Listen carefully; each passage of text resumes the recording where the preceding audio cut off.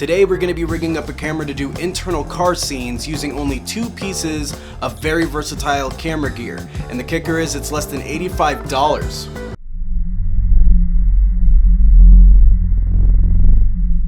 Hey gang, my name is Calvin Martinez and this is the Saturn Return, where we make budget-friendly solutions for quality productions. Today we're going to be going over making internal car scenes using just 2 pieces of extremely versatile equipment. Now, of course, this comes on the premise that there are already car mount options out there. Even now, I could recommend to you guys a few awesome ones that are available for less than 150 bucks that are actually really awesome and pretty competitive. Now, the big thing about today is that most of the things that are clarified as car mount equipment for DSLR use are 1, have weight limits on them, and 2 are suction mount based, which means that they're meant to be on the external of your vehicle and shoot from the outside in. Now, while that's an awesome shot, and getting that in itself is a great achievement and it looks great and it is very cinematic and super enjoyable, there are some times where I want to get some stuff internally. So I was going through some camera tests and I wanted to be able to get some scenes maybe almost over the shoulder from the passenger side. I wanted to be able to get some scenes where I might be able to get internally through the windshield rather than outside in, where I wouldn't have to get so much windshield glare and I wouldn't have to worry about using a polarizer and affecting the way my camera optics might turn out in the process. So these 2 pieces of equipment that I find extremely useful to make this very, very easy and very quick and very stable are this Manfrotto Clamp with the ball head cold shoe attachment and this ANDYCINE monitor mount. Now, these are super awesome and not too expensive. The reason why I really like this setup though is because these 2 pieces of equipment by themselves can be used to rig so many different things when you're not in use with them. You're able to do these internal camera scenes, in which some of them are even close enough depending on your lens distance, your focal length. You could even almost get the same thing without having to deal with the windshield effect, which is so useful. Now, of course, I still recommend getting a polarizer. They're not too expensive, but the cheaper you get with most filters of almost any kind, the more they can slightly change your image, and anything that changes your image out of your control, you typically don't want to have in your equation workaround, right? You can clamp this clamp part onto any particular surface in there, and this thing is sturdy. This thing I've used for a million other productions. Now, I think the clamp itself is actually used for technically for like speed lights in flash photography. I think this is actually meant for umbrellas, and then you could actually attach your speed light onto the cold shoe, and then you can clamp on whatever you may need on this, maybe bounce boards, or actually using this as an umbrella holder and using this to hold the stand, which I've used actually quite a few times. But because it's a super strong clamp with a cold shoe on it, you could actually use this for everything. And honestly, I don't think I've ever used this for a speed light in my life.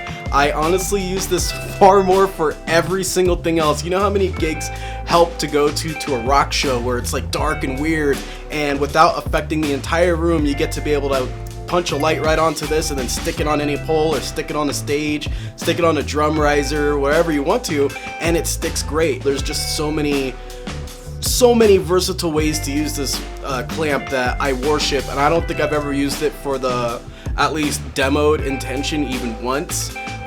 It is worth every single penny.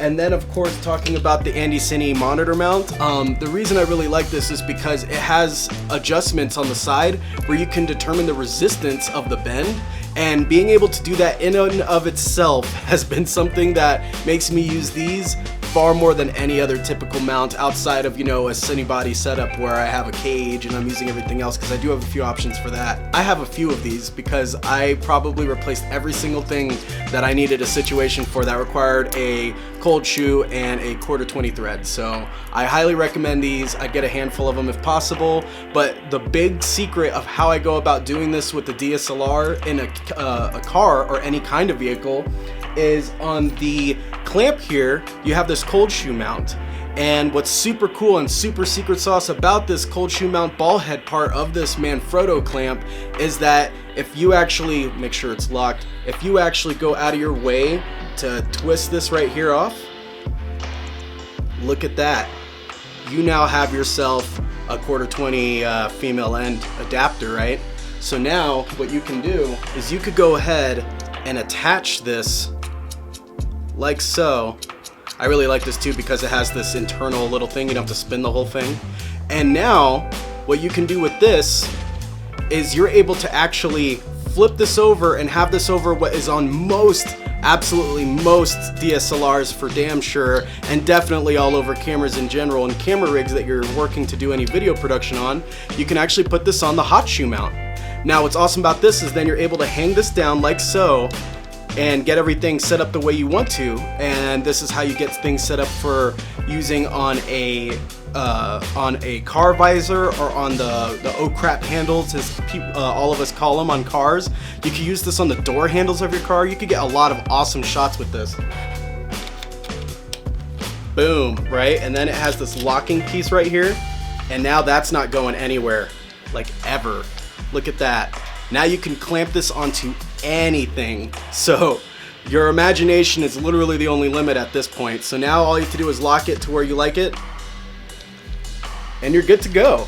And being able to do this in a vehicle means you could get internal car scenes without having to worry about the glass glare of your particular car, or worrying about polarizer filters, or worrying about anything involving anything where you feel like you're limited to the distance of your focal length of what you're going for versus what your subject is or what you're shooting in a car. You know, this makes it so you're able to get all that in awesome configuration, and it locks and it's pretty tight. It's not going anywhere. I mean, I could swing this around like this, but the whole point being is, you know, as long as you're not literally using this as a weapon, this is not going to come undone at all.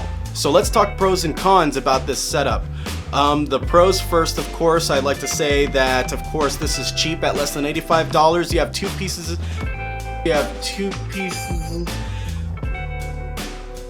two pieces of equipment that are extremely versatile that you will use for a million other purposes, whether you're using it as a monitor mount or you're using it to set up another light somewhere, and you can use them in combination with each other and essentially rig up a light anywhere, and not anywhere because of suction, you know, cleanliness of a surface cleanliness, or, you know, worrying about any particular location that's so small a setup. You can use it for a million different things. You're able to not have to shoot through car glass and add filters to your lens and shoot through glass. It's super inexpensive. The cons, I would say the most realistic con that I would definitely take into consideration, however, is that you will be in a position where you will have to deal with the stabilization of whatever the mercy of your vehicle slash camera setup offers.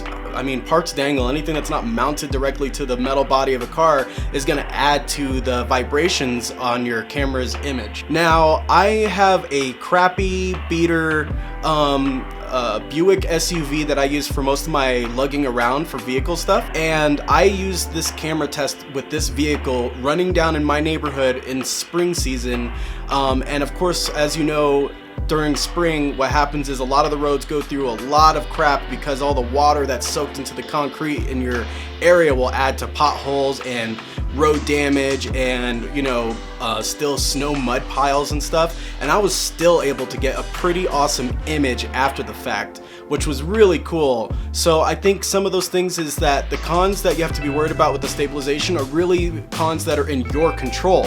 So versus going through having to shoot through glass, whatever the coating's going through in terms of the car and the filters of, you know, the outside scene, which are still great shots. I still would recommend for anybody to get an awesome car mount. There's plenty of people who recommend them. I can definitely put a link down in the description for a proper car mount for external use.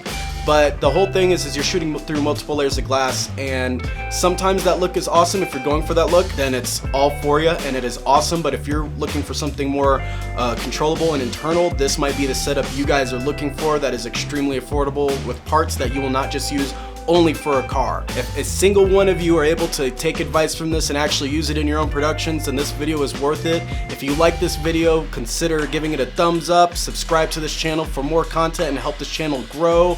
Until the next video, guys, I'll see you later. Peace.